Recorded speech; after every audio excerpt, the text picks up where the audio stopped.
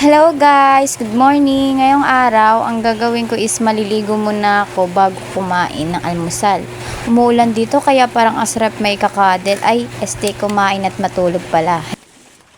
So ayan, naisipan ko na lang maligo sa ulan. Parang ang sarap kasi niya ay maligo pala. Kaya dito na lang ako naligo sa labas para makaligo ako sa ulan para maramdaman kong mahal niya pa rin ako. Ay, mali, parang maramdaman ko pala yung buhos ng ulan aking sinta. Ay, mali pala. Tapos na ako maligo niyan kaya may towel ako sa ulo. Share ko lang, wala kasi kaming blower. Hindi kasi sa amin uso ang blower, char. Wala lang talaga kaming pambili.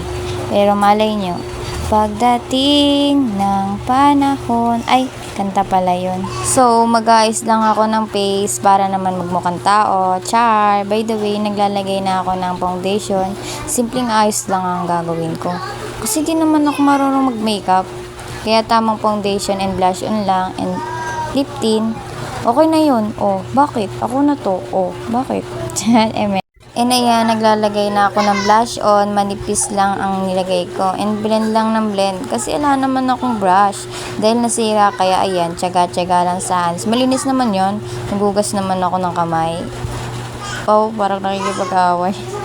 Naglalagay na ako ng lip tint. Okay na yan. Patapos na ako mag-ayos ng face. Mukha na akong tao. Char!